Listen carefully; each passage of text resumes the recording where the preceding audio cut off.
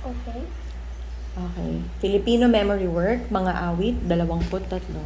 Okay. Ang awit 23. Ang Panginoon, ang aking pastor, hindi ako magkukul. Pinapahiga niya ako sa luntiang pastulan. Inaakay niya ako sa tubig ng pahingahan.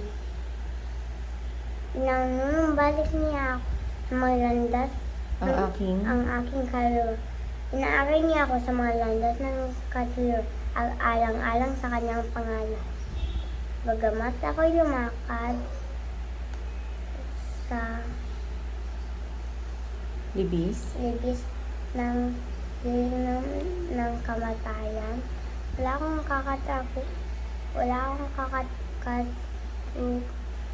kakataputang kasamaan. Sapagkat ikaw ay kasama ko,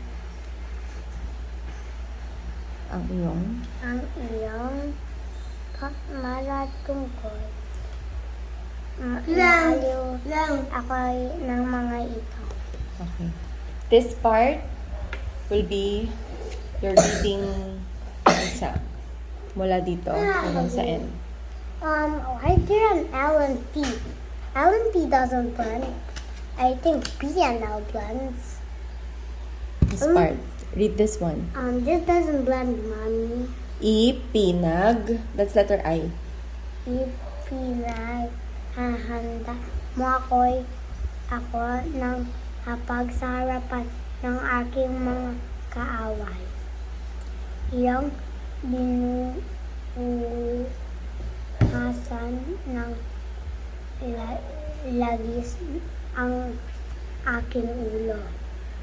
Umapaw ang aking salo. Tiyak na ang kabutihan at katawan ay sumunod sa akin. Sa lahat ng mga araw ng aking buhay at ako'y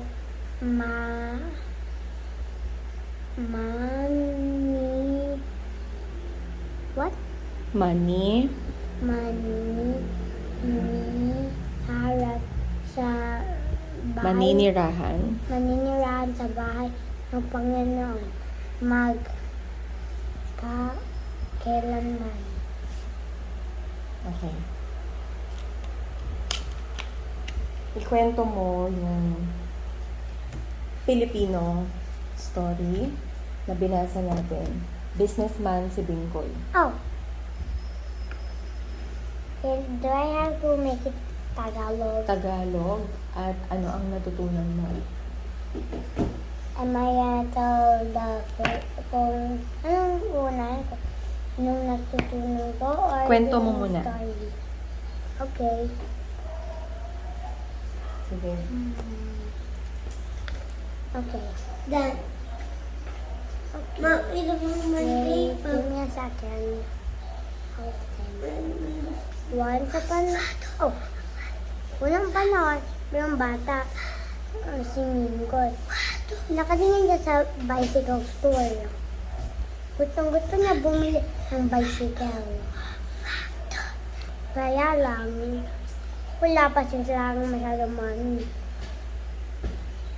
Gustong-gusto niya. So, naisip niya lang gumawa. So, una ginawa niya, nagbebenta siya. Nagbigay siya dun sa junk shop na mga hindi na kailangan. Tapos, dumami lang. Dumami naman yung money niya. Nag-save siya. Binilang niya. Hindi pa pwede. Next, umulan.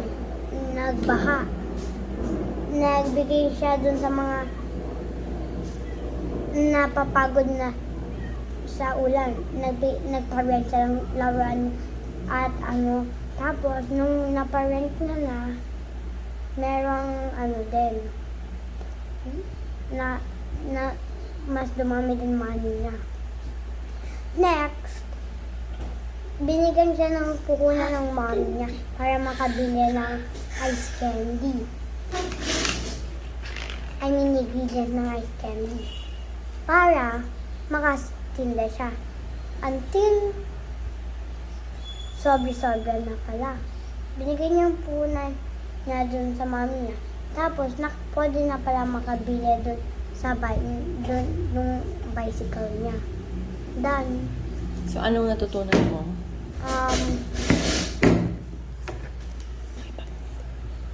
Wait, I'm thinking of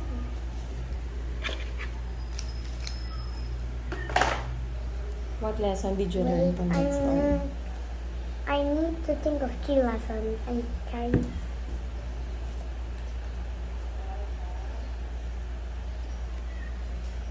Save and invest. Mm-hmm.